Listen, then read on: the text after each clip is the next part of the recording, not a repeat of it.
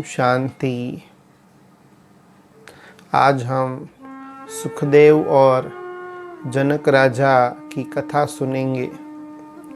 दो कथाएं हैं और दोनों ही कथा बहुत अच्छी सुनने जैसी है, तो आप सभी ये वीडियो अंत तक देखते रहना। तो कथा पहली जो है वो इस प्रकार की है कि एक प्राचीन समय की बात है। तो आप सभी वेद व्यास जी का नाम अच्छी तरह सुना होगा, जो भारत देश के महान ऋषियों में से एक ऋषि है, जिन्होंने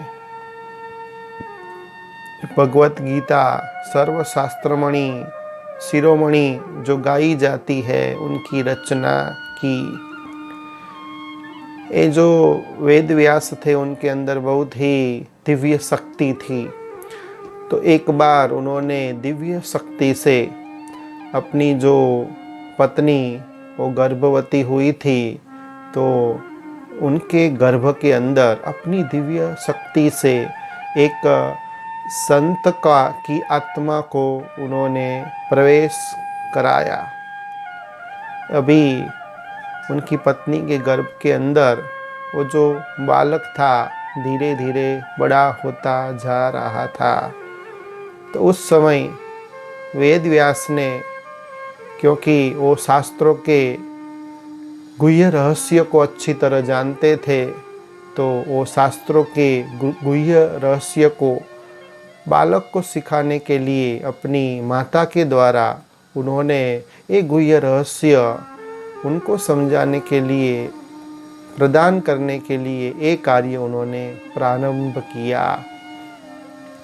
फिर बाद में एक बालक का जन्म हुआ, जिनका नाम रखा सुखदेव। तो सुखदेव को बचपन से ही उनके जो पिता थे उनकी दिव्य शिक्षा मिलने के कारण वो जब छोटे थे तभी से अद्भुत थे, और 12 वर्ष की छोटी आयु में उन्होंने शास्त्रों के जो भी श्लोक थे उनके ज्ञाता हो चुके थे। और एक भारतीय रस्म के अनुसार सभी कोई गुरु करते हैं, और कहा जाता है जीवन में एक गुरु अवश्य होना चाहिए। तो ये सुखदेव भी अपने जीवन में गुरु बनाने के लिए वो निकल पड़ते हैं। तो गुरु बनाने के लिए निकलते हैं, तब उनका जो पिता होता है वो पिता उनको कहता है कि आप यदि गुरु बनाना चाहते हो तो हमारे ही राज्य में एक जनक राजा है, उनको आप शिक्षक बनाओ, उनको अपना गुरु बनाओ। तो अपने पिता के कहे अनुसार वो सुखदेव गुरु की खोज में गुरु बनाने के लिए जनक राजा के महल में वो पहुंचते हैं। तो जब जनक राजा के महल में वो पहुंचते हैं तो देखते हैं जनक राजा एक रत्न जड़ित सिंहासन के ऊपर बैठे हुए हैं, और मंत्रियों का और जो पंखा चलाने वाली जो दासियाँ होती है उससे वो घिरे हुए हैं। तो ये जब दृश्य सुखदेव देखते हैं तो एकदम कुंठित हो जाते हैं, और कुंठित होते वो वहाँ से दबे पैर धीरे धीरे पीछे चले जाते हैं और महल के बाहर निकल जाते हैं। महल के बाहर निकलते निकलते मनोमन वो बड़बड़ाते हैं, अपने पिता के बारे में सोचते हैं कि मेरे पिता कैसे शर्मजनक है कि पिता ने मुझे ऐसे भौतिक वस्तुओं की आकर्षित करने वाला और भोग विलास में लिप्त ऐसे राजा के पास मुझे उनका गुरु बनाने के लिए मेरे पिता ने मुझे भेजा। तो मैं कभी भी ऐसे दुनियावी मनुष्यों को अपना शिक्षक नहीं बना सकता। लेकिन वास्तविकता कुछ और ही थी। राजा जनक राजा होते हुए भी एक साधु थे, एक सन्यासी थे, एक संत थे। उनके अंदर दुनिया में रहते हुए भी दुनिया की बातें उनके अंदर नहीं थी। तो आध्यात्मिकता की उच्च शिखर पर पहुंचने के कारण उनके अंदर इतनी ताकत आ गई थी, इतनी दिव्य शक्ति का संचार हो गया था, जिससे वो किसी भी व्यक्ति के संकल्प को वो पढ़ सकते थे। तो जिससे ये सुखदेव के मन में क्या चल रहा है, कौन से संकल्प उत्पन्न होते हैं, वो जनक राजा जान लेते हैं और अपने दूतों को भेजते हैं कि उनको सत्कार सहित अंदर महल में लाओ। तो दूत जाते हैं और सुखदेव को सत्कार सहित राजा जनक के सामने उपस्थित किया जाता है। और फिर जनक राजा अपने जो सहचर होते हैं, जो सेवक होते हैं, जो सैनिक होते हैं, उनको वहाँ से जाने के लिए कहते हैं, आदेश देते हैं। फिर होता है शिक्षक और गुरु का मिलन। सुखदेव और जनक राजा के बीच होती है ईश्वरीय चर्चा। तो इतनी ईश्वरीय चर्चा होती है, इतना ईश्वरीय चिंतन होता है कि इस चिंतन के अंदर जनक राजा एकदम लीन हो जाते हैं, तल्लीन हो जाते हैं, एकमय हो जाते हैं और 4 घंटा बीत जाता है। तब सुखदेव को भी प्यास लगती है, भूख लगती है, वो भी एकदम व्याकुल हो जाता है। लेकिन जनक राजा वो परमात्मा की याद में खोया हुआ है, तो वो कोई भी प्रकार की वो बाधा रूप नहीं बनना चाहता था, वो उसको उचित नहीं लगा और वो वहाँ बैठा ही रहा। थोड़े समय के बाद, 1 घंटे के बाद, दौड़ते हुए 2 सैनिक आते हैं राजा जनक के पास और आकर के चिल्लाते हैं कि हे राजन, पूरे शहर के अंदर आग बेकाबू हो गई है और ये आग इस महल के तरफ आ रही है। तो आप क्या ये आग को बुझाने के लिए कुछ नहीं करेंगे और आग कैसे उत्पन्न हुई ये जानने की कोशिश आप नहीं करेंगे?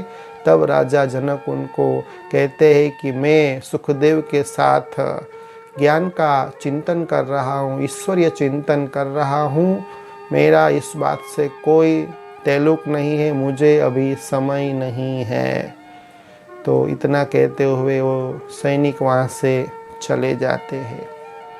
थोड़ी देर होती है, दूसरा 1 घंटा पसार होता है, तो फिर से वो 2 सैनिक चिल्लाते हुए आते हैं कि राजन, ये आग तो यहाँ महल में भी लग गई है और अभी दरबार में भी वो प्रवेश हो जाएगी, महल अभी जल रहा है, हे राजन आप भागिए।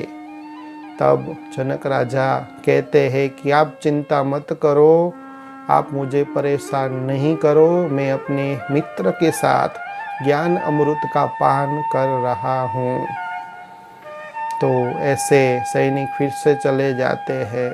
अब ये सुखदेव है, वो उनकी वृत्ति को, उनके व्यवहार को, उनके हाव भाव को देखता रहता है और अचंभे में आ जाता है, लेकिन वो प्रभावित नहीं होता है क्योंकि वो अपने को अप्रभावित दिखाना चाहता था।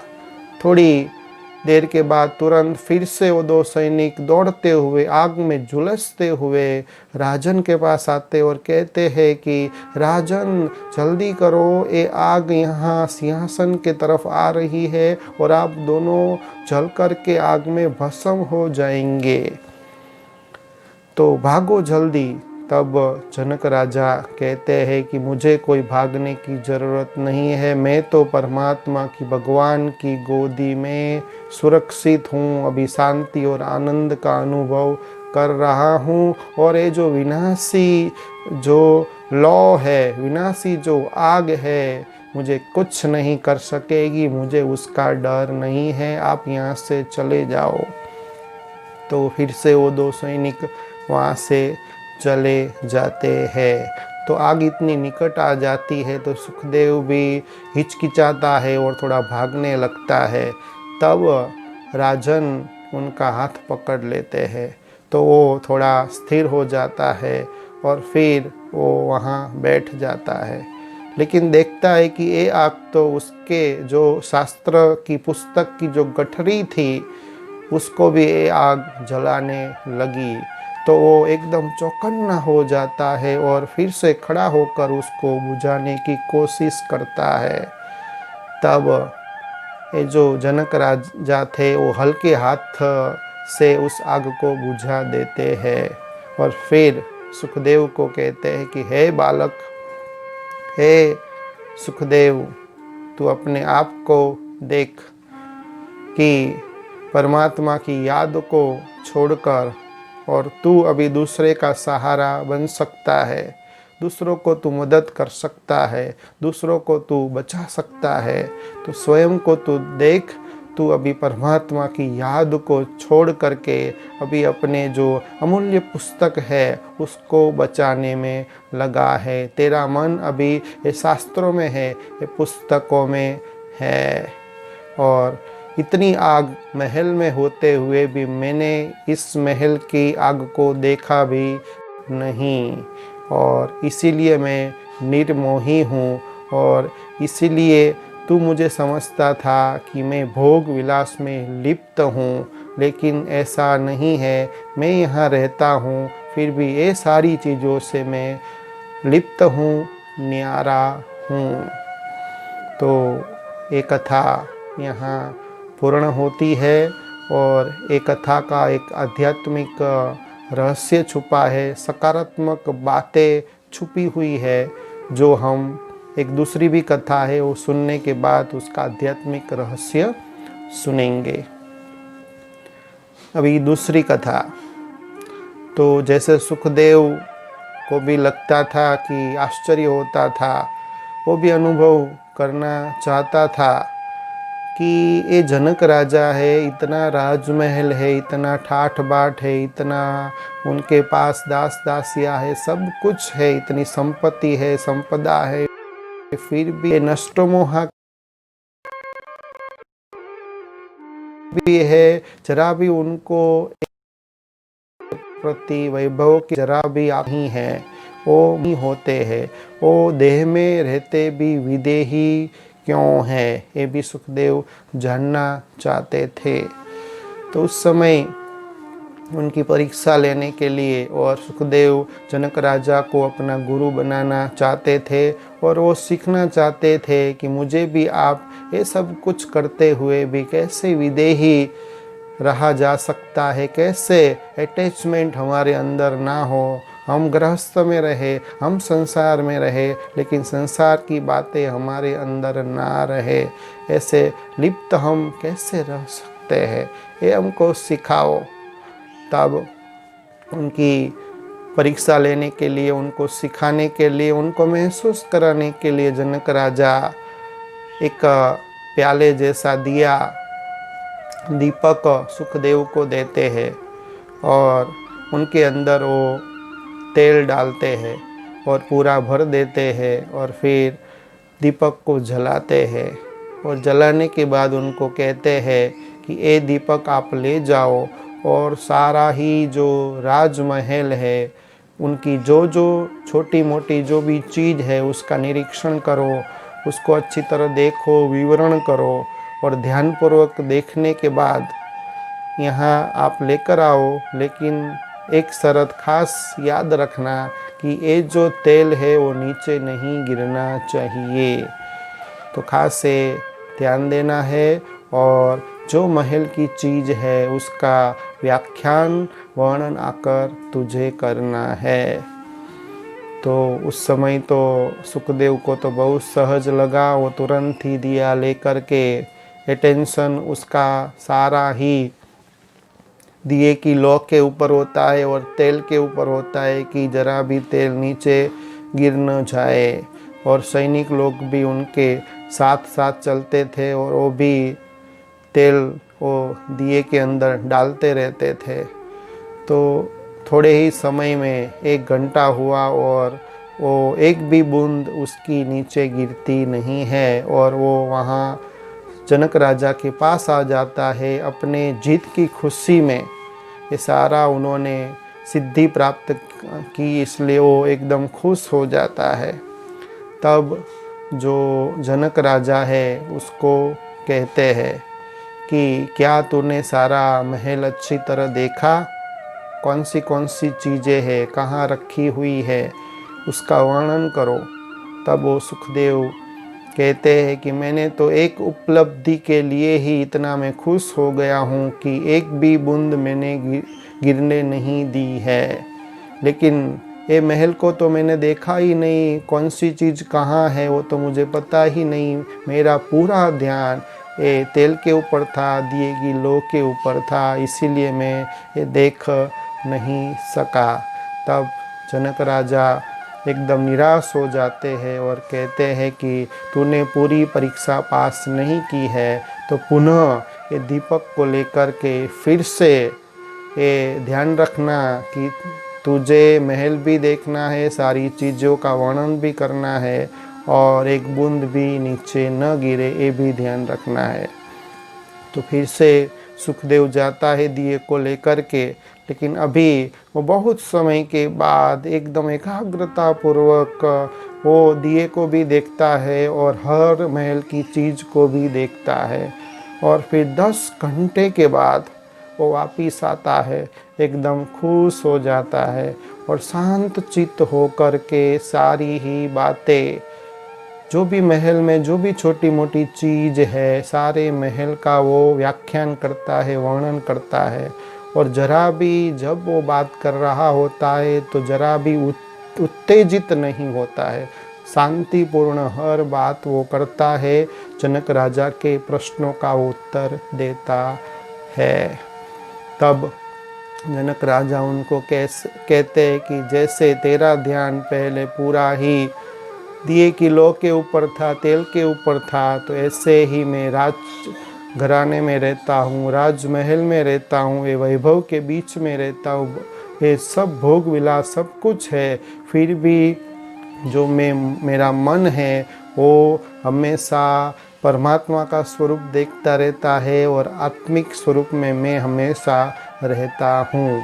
इसीलिए ये सब कुछ होते हुए भी मैं न्यारा और प्यारा रहता हूँ, विदेही रहता हूँ। ये जवाबदारी होते हुए भी, राज्य चलाते हुए भी हमेशा मेरा ध्यान मेरे ऊपर, मेरी आत्मा के ऊपर रहता है। तो ये कथा भी यहाँ पूर्ण होती है। तो जो हमने पहली कथा सुनी उसका भावार्थ ये है कि जैसे जनक राजा वो विदेही थे, तो एक वैरागी थे, राजन होते हुए भी एक वैरागी थे। तो ये जो वैराग का जो गुण होता है, तो वो भी आप अपने घर गृहस्थ में रहते, सभी के बीच में भी रहते, ये वैराग आप अपने मन के अंदर, बुद्धि के अंदर, अपने जीवन के अंदर सहज ही ला सकते हैं। जैसे जनक राजा ने सब कुछ करते हुए भी वो बेहद के वैरागी थे, सब कुछ भोगते हुए भी मन के अंदर कोई भी चीज़, कोई भी व्यक्ति, कोई भी वैभव उनके मन के अंदर नहीं था, सबके बीच में रहते भी वो विदेही थे, वो वैरागी थे। तो ऐसे वैराग का भाव लाने के लिए प्रथम तो घर गृहस्थ में ही रहना है, कुछ भी छोड़ना छाड़ना नहीं है, जंगल में नहीं जाना है। इसके लिए आपको देह का जो भान है, देह का जो अभिमान है, वो पहले आपको छोड़ना पड़ेगा। फिर आपको निमित्त बनना पड़ेगा कि मैं एक निमित्त हूँ, परमपिता परमात्मा है, मुझे निमित्त बनाया है, मुझे उनका कार्य अच्छी रीति करना है ना। तो निमित्त समझेंगे, स्वयं को ट्रस्टी समझेंगे, क्योंकि ट्रस्टी का खुद का अपना कुछ भी होता नहीं है। ट्रस्टीपन के आधार से आप भी अपने जीवन में सबके बीच में रहते भी वैराग को ला सकते हैं। तो ये जो पहली कथा हमने सुनी उसका भावार्थ ये निकलता है। अभी दूसरी जो कथा थी उसमें जो सुखदेव था, उन्होंने जब दिए को इतना एकाग्रता पूर्वक देखा और उनकी तेल को देखा, एक बूंद भी उन्होंने गिराने नहीं दिया, लेकिन उसका ध्यान एक तरफ ही था, महल के तरफ उसका ध्यान नहीं था, चीज़ों के ऊपर उसका ध्यान नहीं था। तो जैसे दिखाते हैं कि राजा जनक जवाबदारी भी निभाते थे, राज्य कारोबार भी चलाते थे, प्रजा को भी सुखी रखते थे, खुश रखते थे, उनके प्रॉब्लम को भी वो सॉल्व करते थे, फिर भी वो विदेही थे, फिर भी वो वैरागी थे, फिर भी वो निर्मोही थे, फिर भी उनको कोई भी प्रकार का आकर्षण नहीं था। तो ये कैसे हो सकता है?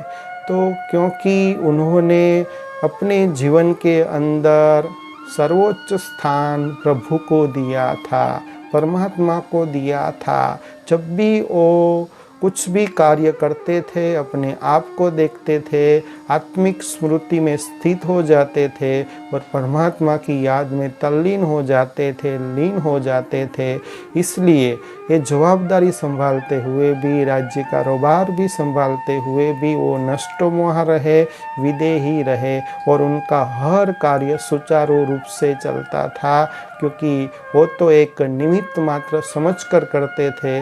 तो जो करण करावन हर परमात्मा है, वो सारा कार्य उनका कर देते थे।